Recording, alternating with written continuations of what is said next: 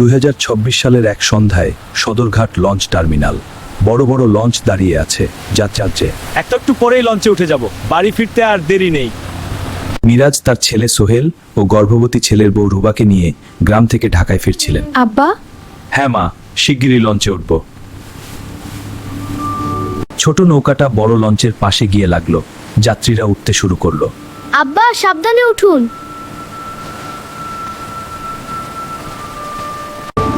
পিছন থেকে আরেকটা বড় লঞ্চ দ্রুত এগিয়ে আসছিল।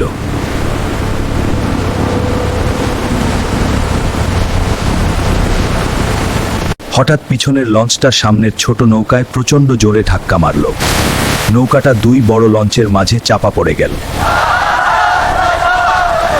ছোট নৌকাটা দুই বড় লঞ্চের মাঝে চাপা পড়ে ভেঙে যেতে লাগলো। যাত্রীরা পানিতে পড়ে যাচ্ছিল।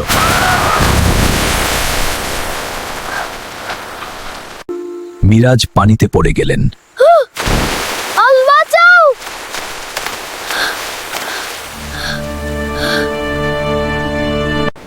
সোহেল তার গর্ভবতী স্ত্রী রুবাকে বাঁচানোর চেষ্টা করছিল।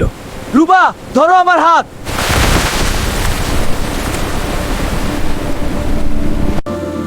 রুবা দুই লঞ্চের চাপে পানিতে পড়ে গেল।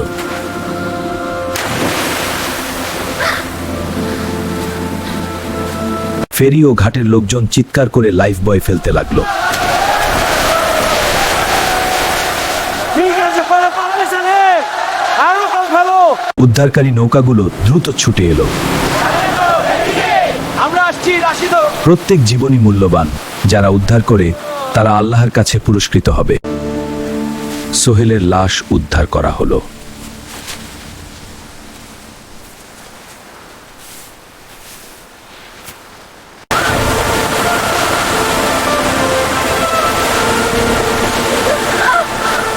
মিরাজ পানির নিচে তলিয়ে গেলেন। ঘাটে আত্মীয় স্বজনরা কাঁদতে কাঁদতে তাদের লোকজনকে খুঁজছিল।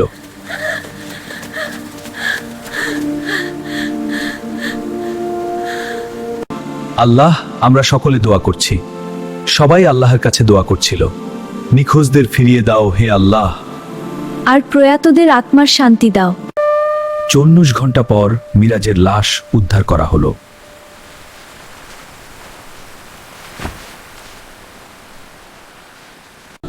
আত্মীয়রা লাশ দেখে ভেঙে পড়ল। হায় রে, আমার ভাই, আল্লাহ, কেন এমন হলো? এটা সহ্য করা যায় না। পুলিশ তদন্ত শুরু করলো।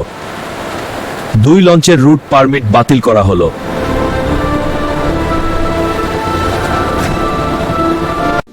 হাসপাতালে রুবা তার স্বামী ও শ্বশুরের জন্য কাঁদছিল। আমার স্বামী, আমার শ্বশুর, দয়া করে ফিরে এসো। আল্লাহ, আমাকে শক্তি দাও। বেঁচে যাওয়া মানুষেরা মৃতদের জন্য দোয়া করছিল। আল্লাহ তাদের আত্মাকে শান্তি দিন। আমরা তাদের ক্ষমা এবং জান্নাতের জন্য প্রার্থনা করি। আমিন। নদী এখন শান্ত, কিন্তু অনেক পরিবারের কান্না থামেনি।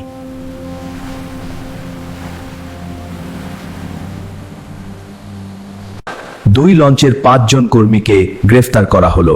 তোমরা সবাই গ্রেফতার। আমরা কিছু করিনি। চলো থানায় চলো।